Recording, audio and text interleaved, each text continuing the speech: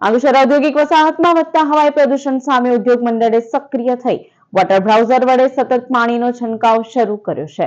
અંકલેશ્વર ઔદ્યોગિક વસાહતમાં ઠંડીની ઋતુ દરમિયાન હવામાં પ્રદૂષણના રજકણોની માત્રામાં વધારો નોંધાતા અંકલેશ્વર ઉદ્યોગ મંડળ દ્વારા તાત્કાલિક પગલાં લેવામાં આવ્યા છે। વાહન વ્યવહાર તથા ધૂળના કારણે વાતાવરણમાં ફેલાતા સૂક્ષ્મ રજકણોને કાબૂમાં લેવા માટે વસાહતના વિવિધ માર્ગો પર વોટર બ્રાઉઝર વડે નિયમિત રીતે પાણીનો છંટકાવ કરવામાં આવી રહ્યો છે।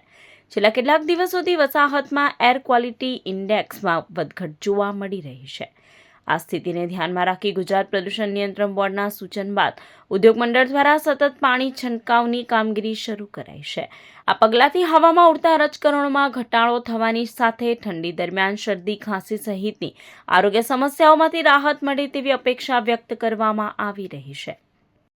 હાલ જે ઔદ્યોગિક વસાહત ખાતે વોટર બ્રાઉઝરથી પાવરિંગ રોડ ઉપર પાવરિંગ કરવામાં આવે છે, જે એક્યુઆઈ નિયંત્રણ કરવા માટેનો એક પ્રયાસ છે। સાથે સાથે રોડ ઉપર જે ડસ્ટિંગ થાય છે, જેથી કરીને શિયાળાની સિઝનમાં માણસોને જે ખાંસી શરદીનો બી પ્રોબ્લેમ ડસ્ટિંગના હિસાબ થાય છે, એ બી નિયંત્રણમાં રાખવા માટે આપણે જરૂરી છે।